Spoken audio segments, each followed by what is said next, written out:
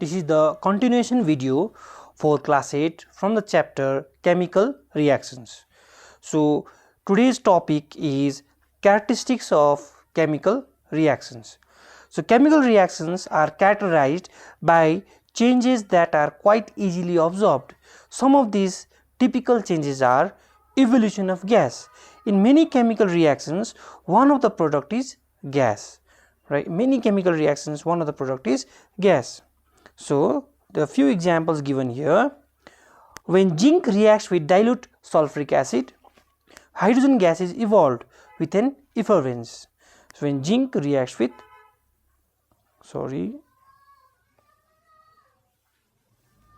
when this zinc reacts with sulfuric acid, it gives us zinc sulfate and hydrogen. Remember what were these two called? Zinc and sulfuric acid, they were called the reactants. These were called the reactants, whereas zinc sulfate and hydrogen are called the products. So here you can see hydrogen is produced in a gaseous form.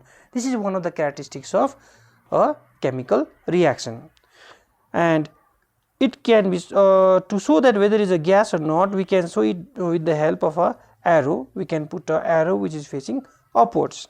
So when potassium chlorate is heated strongly, it breaks up to produce oxygen gas along with potassium chloride.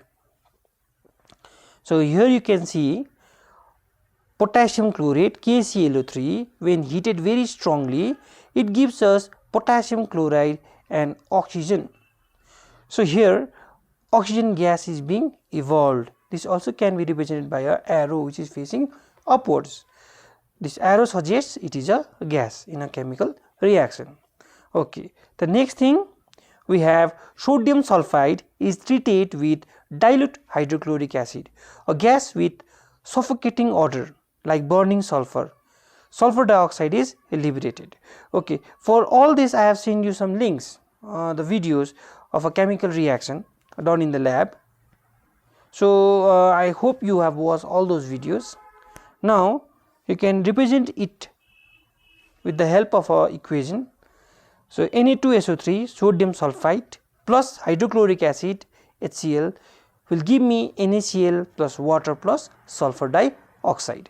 So in all these three equations you can see the last product was hydrogen, oxygen and sulfur dioxide, which are gases. So here you can see there are many types of reactions. Also from here you can learn two reactants here reacts to produce two products, right? It is not necessary two reactants needs to react to produce two products. There is another equation here where one reactant can produce two products, and there is other one here where two reactants are producing three different products. So it is possible, right?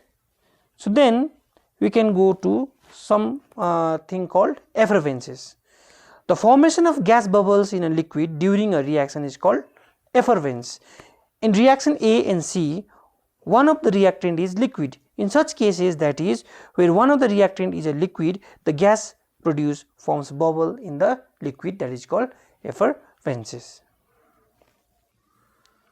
The another characteristics of a chemical reaction is change of color. Certain chemical reactions are characterized by a change in the color of the reactants. So here you can see there is one activity.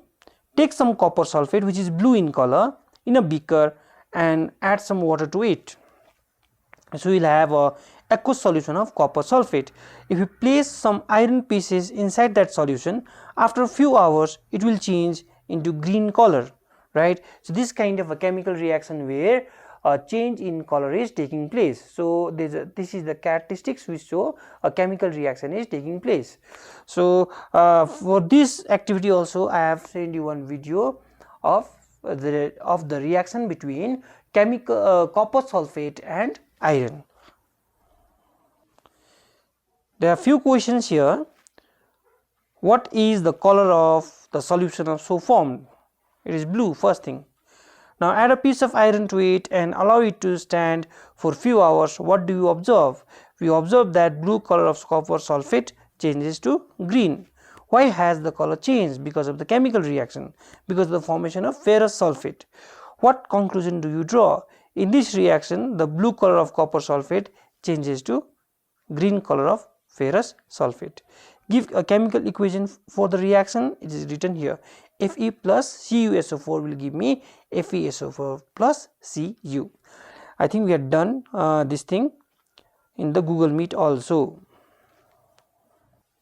Okay, coming to the next paragraph, which is when a few pieces of iron are dropped in a blue colored copper sulfate solution, the blue color of the solution fades and eventually turns into light green, which we have discussed just now.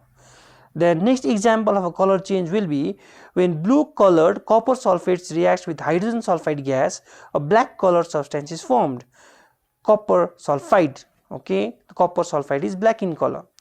So it can be represented by a chemical equation, which is CuSO4 plus H2S will give me CuSO4 plus H2S will give me CuS, which is black in color, plus sulfuric acid. Now third example will be lead nitrate is a white crystalline solid. When heated strongly, it decomposes to produce light yellow solid lead monoxide, reddish brown nitrogen dioxide gas, and a colorless oxygen gas. So this also can be represented by a chemical equation. PbNO3 will give me 2 PbO plus 4 NO2 plus O2. So here you can see the color changes. Okay, now we can go to the next topic. So the next topic is formation of precipitates. Certain chemical reactions are characterized by the formation of insoluble substance called precipitate, which are settled down at the bottom of the reaction tube. So we have discussed about this precipitates. It is formed when two chemicals react, and after the reaction one of the product is solid and the other is liquid, and the solid does not dissolve in that liquid, so it settles down, and that settled down solid substance is called precipitate. Few examples of this precipitation reaction or formation of precipitates are: the first one, when a solution of silver nitrate is added to a solution of sodium chloride, a white insoluble substance, precipitate silver chloride, is formed. So AgNO3 plus NaCl both are in the aqueous form. This AQ and AQ represents they are in the aqueous form, that is in the liquid form. To give silver chloride, an arrow which is facing downwards here shows that it is a precipitate plus sodium nitrate, which is also an aqueous solution, right? Then the next example is when ferrous sulfate solution is added to sodium hydroxide solution, FeSO4 is added to NaOH, we are getting a dirty green precipitate, So FeOH2 is formed plus sodium sulfate, Na2SO4. So these are the few examples where we can see the formation of precipitate. There is one more. In class 10 you will learn many reactions. So next example of the precipitation reaction is when few drops of dilute sulfuric acid is added to barium chloride solution, a white precipitate of barium sulfate is formed. This is also the test for sulfuric acid. So barium chloride plus sulfuric acid will give me barium sulfate, which is a white precipitate, and HCl. Okay, so these were a few examples of the formation of precipitates during a chemical reaction.